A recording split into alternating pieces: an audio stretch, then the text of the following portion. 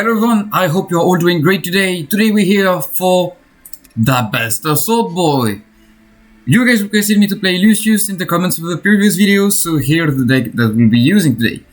Now, as you can see, the deck is a bit yellow. There are no less than 10 legendaries in it, I think. But look, just only one epic card. Alright, so this is what we're going to be using. What's the idea here? The idea is that we want to use our battle owner in the early game to seize a good advantage in terms of board control, and then use our chief ability multiple times in the late game, maybe coupled with Fall at all costs, or with the orders from Terra to finish our opponents to capitalize on the early game damage we will have built. Alright, so what else do we have? Quickly, Pride of the Emperor for some late game burst, the Jet Bikes for more burst, Essence Squad because it's great, Right Liner and Double Like the Man because they're great with supply lines, Joe Bike just because why not, Greatest Duty, I think this might be useful against Crows, but I'm definitely not sure if it truly fits the deck. A Crucial Choice, Abundant Supplies, Malgator, and two tactical brilliances that will allow us to go for a bit more cards. Alright, so not that much draw. We really want to close up the game by turn 7 or turn 8. Also, we only have 30 HP, so if we go for full face, we won't be able to survive after that. Alright, so let's take a look at the games that I picked for you today. Here is the first one. Now, this first one was against the Correct Courts. And I'm like, okay, well, I've seen Vapix on his stream play some great deck built by Flash Boss from the French court. Maybe it's one of them. And this is definitely a good deck, so I'm not all that sure how that will go. But here I have this very lucky Medicine Carapace pool. I don't have much to do as for now. I mean, if he didn't play that more Mike, I would probably play that soon after, but since we have such a good target for a perfectly energy suited city squads, I just go for it. Leaving this 5-3 on the board is huge. Kurtzes usually don't play Seek and Destroy, so that's very good for us. I keep on face bashing even though I start with a 10 HP disadvantage. Yeah, I can think... Yeah, Lucius should be 35 HP, it makes no sense, him being at 30. I think he could almost be decent against Crows if he has this 5 HP more, just because he can swing easily into all of these 3 attack troops without losing too much tempo. Anyway, I play the Mage using Carapace, and I swing with that. These 5 points of damage are always appreciated. He goes for his 4-3, swings phase, goes with a counter attack to not take 5 more damage. This is alright. I'm just hoping that one of my pings will go into the 4-1, and one of them go. Okay, I really forgot I shut down particle effects. I will just that up. Okay, so on with the abundant supplies and low martial. I'm not really sure what I will do in the turn after. Couple options already, but let's see what I decide to go for. Let's see what card I top deck too. But this is much likely going to be just right on being face. I really don't want to play Pi Alpha now, because if I did that, then it will swing here, deal 1 point of damage there, not entirely sure how, and then have the nice trade here. So I kinda didn't like that. I was a bit more okay with just putting 1 extra point of damage in. Alright, so now, luckily for me, my runner survived. He didn't have enough energy to go for a double ability here and Wall of Fear. Both being go face, which I'm happy with, and here let me just pause for a second because there are a couple of things we can do. We go for Pi Alpha and the Jet Bikes, like maybe next turn someone managed to proc the perfection of that too, but I'm not that much interested in that just because Pi Alpha is just another weak target, will just buff this guy's attack. He could swing into it, he could reduce this one's attack and play Wall of Fear, and then this thing will have 10 points of attack and 3 trade here, and I'm in huge trouble. So here what I decided to do is just stun Kurtz so that he can't swing anywhere, and this guy attack doesn't get buffed right away. He could still do it by other means, but also the idea is that this is enough to put him into lethal range next turn. Orders from Terra plus hold at all cost is 12 points of damage. I can buff my attack twice, play hold at all cost, buff it twice, play Orders from Terra. So yeah, 12 points of damage. So even if he kills my entire board, which is highly possible with that thing on the board, well, I still have enough damage to get rid of everything. Okay, sure. So the curse that I have here is that both my pings go face another time. And since I'm playing Lucius, I am forced to say that I am the best Swordman. I have no other choice but to say it. So now I go for hold at all cost, and unfortunately this is enough to make him leave. But I can't just swing twice with my Orders from Terra. That's really unfortunate because that would have been sexy. But anyway, that's a convincing win for us so far. I mean, our opponent didn't have that much of a great hand. We didn't see any asteroid build, for example. But yeah, we still managed to seize the win. Alright, so Ahriman now. This is a hand. I'm gonna full keep it because supply lines, if you don't want it in your opening hand, you don't want it in your deck. Like your Brilliance, it's almost the same. And Mercatory is just so great against Ahriman, so I just decided to keep it. Okay, I just swing once. He plays a balance supplies. He swings. Then I play supply lines. I draw the bikes. And now let's see what happens. So here he plays Katsuhiro.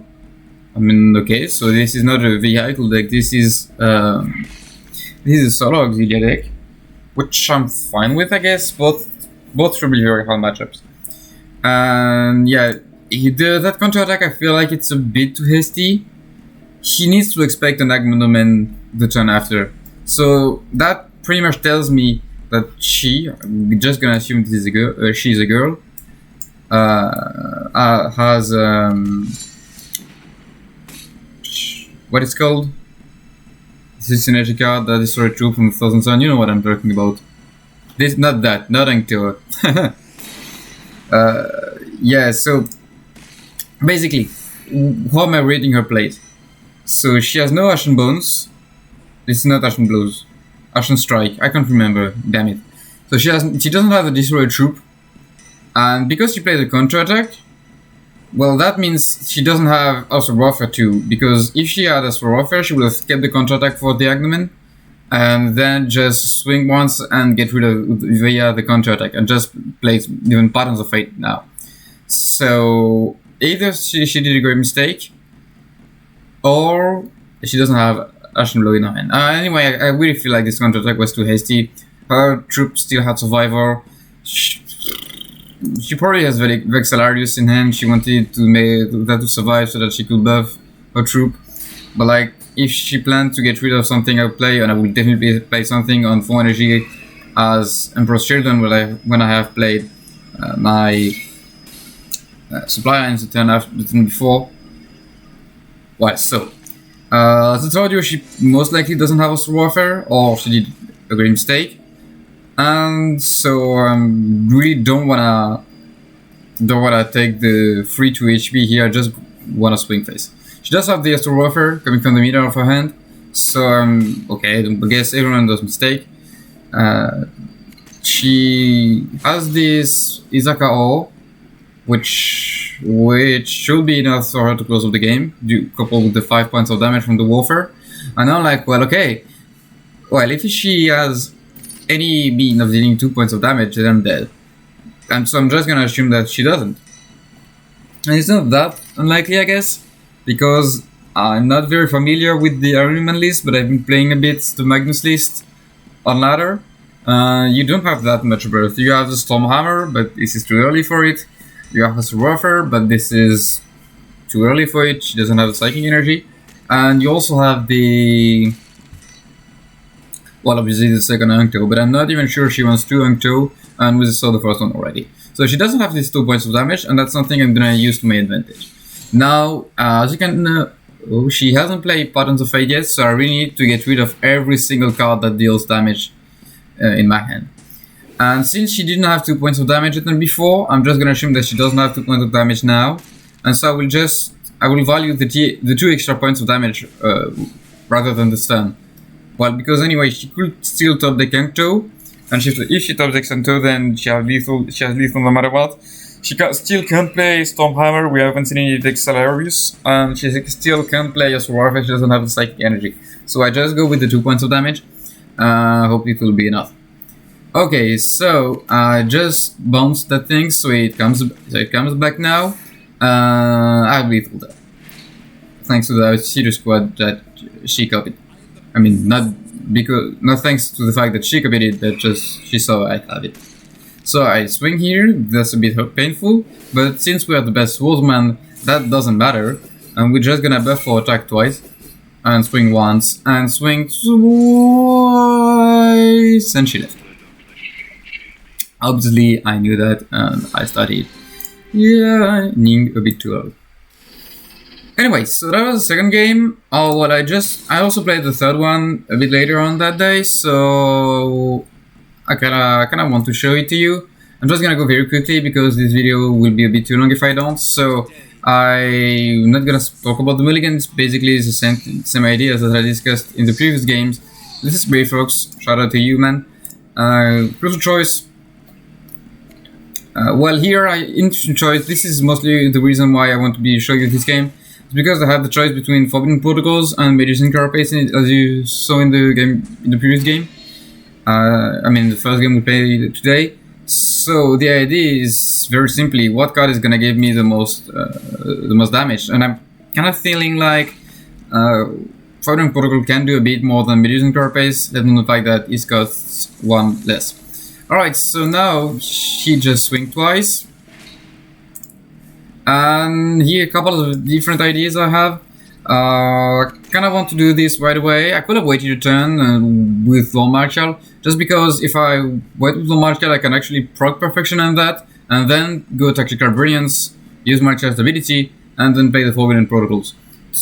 But it's only 2 extra points of damage, and I didn't have anything good to play alongside Martial, so I wasn't all that happy about that play, so I just decided to go for the Forbidden Protocol right away. And we'll see, so I go with the Protocols, and what does this give me? It's Macacorn, +3, +2, and War. So basically, the Forbidden Protocol has dealt 3 points of damage now, and